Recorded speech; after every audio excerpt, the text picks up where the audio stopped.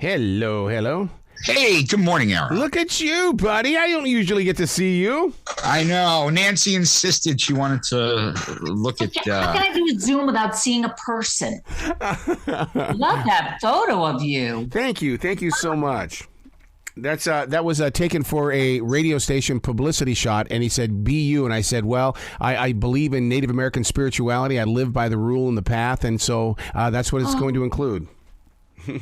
It almost looks like a microphone. What do you call those things? The not a pop filter, but those things that they put on the microphones, the fuzzy things to cut down on the. Is that what that is? No, actually, it's acoustic, and what acoustic is that it's what Native Americans did was that they would go into different nations and they would go up and even though they may have been enemies, they would touch the leader with the acoustic as a way of saying, "Tag, you're it." And it showed confidence and courage is what it did. And so that kind of stuff was so important to them because even though they may have been enemies, they still had this courage about them that represented the people. Well, it's perfect placement there because it looks like a big boom microphone in front of you. So. I love that that's your spirituality. That is so impressive. Thank you. Thank you. You should see this studio. It's full of all Native American spiritual tools. I mean, it's like, when you walk in here, it's like my dog comes in here even when I'm not in here because I think she feels something inside the studio. Wait, so are you going to turn on your camera so I can see? You don't want to see me. I'm a radio guy, man. That's what I always say. Who the heck wants to see me? I understand. Like my wife just yelled, "I've got the face for radio." Thanks, babe. Oh, nice. Thank you. Well, so do I, but I still want to see people. I don't know. You know what it is here's how it goes, Nancy, is the fact that because I am a radio person and radio people really go up into their head and into their heart, that when you're looking at a screen, I'm watching you. And so when I first got into Zoom, what happened is that I would look away and the person I was talking with would stop talking. I went, "God, I got to quit looking away." But because I take so many notes and I have so many things around me that's leading to the next question, the moment I take my eyes off you, it interrupts what you're sharing. That's fascinating. I always think that radio people are the smartest people because in TV, you can see me, right? Mm-hmm. Yes. Okay, in TV, you can do this. Yep. But in radio, you need to be completely engaged. Your brain, you have to have an answer. You have to listen rather than wait. Well, that's the very reason why I believe in the mantra, ask the questions and then question the answers, because that to me is it really gets us closer and closer to the story. For instance, like with Burden of Guilt, there's so many questions I have here because how can this happen? And more importantly... Are we starting? Oh, we're always starting. We're always on. That's what I love about streaming. It's like, it's on. Okay. All right. That's so funny you say that because Mark Maron, who hosts a big podcast, he came into my studio one day. We were 20 minutes into the conversation. He says, "When are we going to get started?" Mark, you've been on. The very second you walked in here, you've been on. Well, that's fantastic. So I don't, the story is horrifying. And yet somehow you've been pulled into this because here's what I put in after listening to the episodes. I said that it's a very deep, dark story, but you've been called to simplify it so that the rest of us can catch up. Well, here's the thing. It's a story that I've known about since the 90s, and it's a story that I spent 10 years getting the subject ready to talk about. She has never spoken about it since the 90s. It is a very painful, terrible situation for her. Here's the story. She was 2 years old, and when she was 2 years old, her 4-month-old baby brother died. And even as a child, she always asked, "What happened to my baby brother? What happened to baby Matthew?" And she was told every kind of story. His head got caught between the bars. He died sudden infant death syndrome. There was an accident. And then finally they said, "Don't ask." And she was punished and punished and punished for asking the questions. But when she's 14 years old, she gets herself to a police station and she asks for the police report. And the police report says, "Mother says 2-year-old killed baby brother, threw him out of crib and killed her brother. Oh. And she's thinking, I killed my brother? How could how is that even possible that I could have killed my baby brother? So she calls her grandmother and she says, did I kill my baby brother? And her grandmother says, yes, honey, we all knew this. This is why we didn't want to talk about it. We didn't want you to feel that pain. And yes, you killed your baby brother. So she, again, can't believe it. In her heart, it doesn't seem right to her. Her parents are horribly abusive. And when she gets out of high school, she joins the Army. She wants to be a very strong person because she's grown up with abuse. She's grown up with confusion, and she feels like the discipline of the Army will be great for her.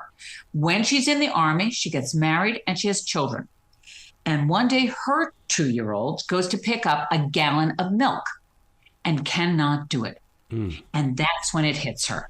A gallon of milk weighs 8 pounds. Yep. So if a gallon of milk weighs 8 pounds and a 2-year-old can't pick it up, how did she, at the age of 2, pick up a wiggly 15-pound baby? And she realizes she didn't kill her brother. And now she wants to find out who did. And she does. She's an amazing human being. Doesn't it shock you that this sounds like something that somebody pinned out on a computer screen, but yet it's reality? And for someone to be able to go through this and to be able to pick up I always call it breadcrumbs. If you really pay attention to the things around you, you'll find answers, but you've got to locate the breadcrumbs. Yes, and it's very hard to even understand what a breadcrumb is when somebody's been emotionally and physically abusing you since almost birth. So how does she figure it all out? But she's so strong, she does, and she wants justice for her baby brother. It's not about her, for her, and that's the kind of person she is. This is why I admire her so much. It was really about her baby brother. She didn't want him forgotten. She felt this connection to him. And, and so, of course, people will come along the lines and say, oh, well, you'll meet your brother one day. You'll meet your brother one day. No, meet me. And I have to argue with that because inside this studio are the ashes of my mother and my brother and all of my rescued dogs. And so it's not like I'm not going to wait to meet them somewhere else someday. I want to meet them now. And I feel like that's what why I'm so connected to this story is because she does want to help answer the calling that her brother might be sending toward her. I believe in that spiritual journey. And there are things that happen when they go to exhume his body 20-something years later. They assume that there's nothing that's going to be there. I mean, it should just be dust. Right. And when they open the casket, there is a perfectly intact baby boy wearing a baseball cap and holding a teddy bear. See? And that is when she believes he was waiting for her. He was waiting. And that autopsy helped them figure out exactly what happened and who did it. This had to have changed you. I mean, seriously, when you get involved in a story like this and you hear things like this gets inside your own walking way. Well, yeah, I mean, absolutely. I mean, Errol, when you're a news reporter, you're sort of a video vampire. I mean, you go and suck up a story and you leave the subjects, drained. I felt such a responsibility towards her and so much respect for her. And yes, it does move me completely. And I'm a softie. I once said to a very well-known reporter from 60 Minutes, I had covered a story that really affected me about a girl who was murdered. And I went home and I cried. And I said to him, how do you not be affected by your stories? And he said, I never am. That's why I'm a good journalist. And I thought, I always am. That's why I'm a good journalist. You have to be a human being. I'm with you 100% on that because and that's why I have to ask you, with you being a journalist, that's your life, but what is your nightmare? Because when you get into a story like this and you realize that the only power you've got is to help share the story, but not change the life. I mean, it's like, oh my God, you're holding on to such a major part of this journey. Right.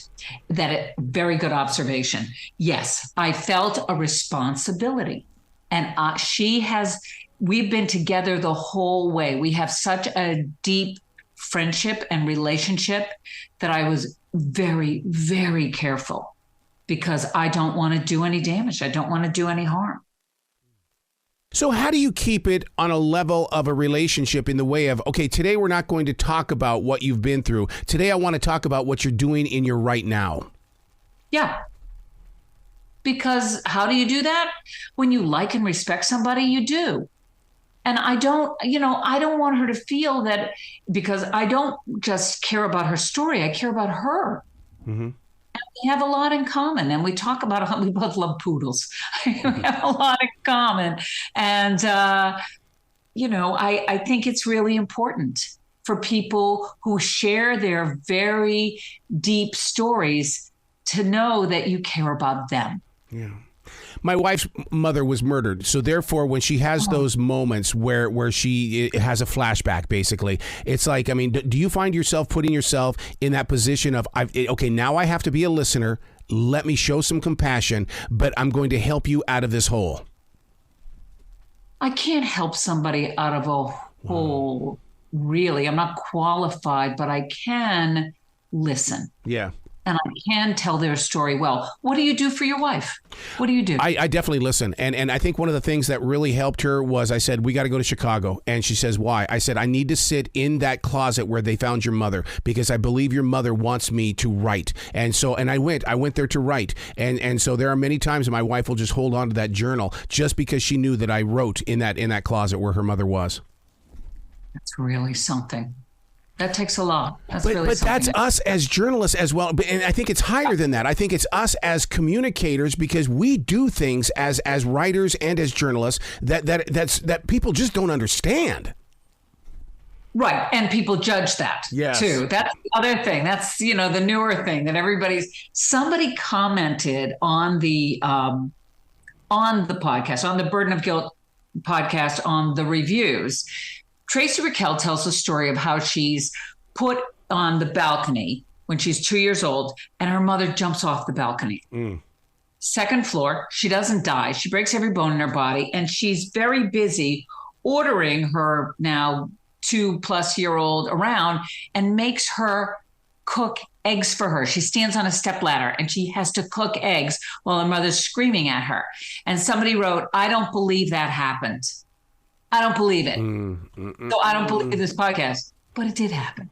It did. Yeah, and the thing about it is that I've seen something like that because my first wife was very abused by her father. And I think the reason why we illegally got married when she was 16 and I was 17 was because I was trying to free her from the house. So how do you feel like that maybe you're helping somebody get free of their nightmare? That's what you try to do. Yeah. That you try to do, but in a very respectful way. As I said, I'm not qualified, and Tracy Raquel has been working on herself for so long, but the damage that was done is very deep. It's very hard. Mm-hmm. So did she write a journal? Did she keep something like this? Because I'm a daily writer and I believe that so many things can be placed on a page for a future reader or somebody down the road that's going to help find peace. Errol, I think that's true, but she has not. Oh, my God. I think this is her way, though. She sends me notes. Good. She tells me little by little things that she's never spoken about before. And I think that's her way of doing it. Plus, I have to say, she can't really write because her hands are, how do I explain? She has a tendon thing where she can't really open her hands. So she can't really write. Okay, then let me ask you this then. With you being in this position that you are, with everything that you've done with journalism, I mean, this right here seems to be you have worked toward this moment to help really bring peace to another person's heart. I can't imagine what it's doing to your soul and how it's strengthening your awareness of all people on the planet. No, you know what happens? It scares you. Does it? You have a responsibility. Yep. It scares you because you think, oh my God, what if I say something that hurts her or that is wrong? So we fact check everything over and over and over again. So it is not wrong. So it does not hurt. So I don't allow myself to feel good. I allow myself to feel cautious. Mm-hmm. Can you imagine if the world had not opened its eyes and heart to podcasting, how journalism would still be locked in on a 4-minute story? Because, I mean, that's what I love about what you're doing here, is that you're giving us not just a series, but you're giving us realism as told by somebody who is a storyteller. Arrow, when was the last time you saw a 4-minute story on the news? No. They're 90 seconds. You're right. That's it. And they're guessing. It's like, you got to fill time. Guess. What's going on? So okay, well, something exploded here. I think it's this. Nobody knows anything. There's no such thing anymore as storytelling. Or, I mean, I guess there's journalism, but it's a very different animal than when I started in the business. Yeah. I mean, I want to write a book that talks about what happened to journalism between, let's say, 2001 and the present time, because how journalists have gone from doing that story to writing books to doing podcasts. Because, I mean, that is such an evolution that nobody is talking about, but yet it's happening, and we're getting a bigger and better story through these other elements. Well, I love doing a podcast. And when we started our podcast company, we did, because we're a TV company, we, didn't know what would happen. And I just thought, I want to tell a story without a network telling me, change this, change that. I want to do something that we're only responsible to ourselves. And that's how our company started. Mm-hmm. And that's why, like, we did one called Betrayal, the Perfect Husband, and he wasn't. And it became a documentary on Hulu. This and that led, and while that was happening, that's when I reached out to Tracy Raquel again, because I'd been talking to her. And I said to her, I'd rather do a podcast. We are doing a documentary, which will air on Paramount Plus next year. And that documentary is from her point of view. She tells the story. This is us talking together and exploring the story and taking it apart and dropping the breadcrumbs all the way along. But you know what's interesting, Nancy, is the fact that being a listener, and this is the first time that you and I have ever shared a conversation, you can take me 30 miles down the road and it feels like 30 seconds. When I get to that, I mean, Howard Stern always talked about that. He says, I want to create radio where you can't get out of the car. Nancy, that's exactly what you've done. Yes. You've created a podcast where I can't get out of the car. Oh, thank you. That is so kind of you. That is so nice of you. That's what I hope for. Because, like you, we work in a vacuum. Yep. I don't know what's going to happen. I only know, it's like people always say, what does the audience want? And I think, how would I know? Right. I only know what I like. I can't imagine. I can't work for an imaginary person. Mm-hmm. And networks will say to you, it's a woman and she's this old and she does this. I'm like, who is that person? She doesn't exist. She's a soccer mom. Oh, come on. You know how I found the answer to that question? Because you're absolutely right. Because I was supposed to be talking to Brenda, who's 35, who's got 2.3 kids and drives a van. And finally, I lost my vision. So I got a job at a grocery store so I could see who my community was. And? My God, I can't leave because I love them so much. Yeah. I do, and I love mine so much. I love my job. I feel so lucky that I get to look for great stories and I get a chance to tell them. Yep. And it isn't easy, and it's very scary because you hope that people understand it, appreciate it, get it the way you intend to. You hope that the person who shares the story, Tracy Raquel, here's somebody her mother puts her in a mental institution. She attempts suicide. There's a lot of drama in her emotional life. And you have to, again, be careful about that. And you really just hope that people are with you along the ride. They're there for I'm going to ask you the question that I usually ask authors. When you have to end the story, which, it's like I can't picture an ending to this story, but when you have to end it, how are you going to nurture your own soul? Because that's it. You're going to mourn the loss of this podcast. That is absolutely right. That is absolutely correct. It's almost like a postpartum when you finish. You feel this sort of mourning. But I know that Tracy Raquel and I will have a relationship that lasts for the rest of our lives. Oh, you got to come back to this show anytime in the future, Nancy. The door is always going to be open for you. Thank you. And I love that you rescue dogs. Oh. And I love that you care so much about so many things. It's really a pleasure to talk to you. Thank you so much. My little girl's with me even as we speak. I'm shocked that you didn't hear her groaning, because when she groans, I swear to God, she's telling me, that was a stupid question, dude. Come on. You know better than that. That's great. You be brilliant today, okay? Thank you. You too.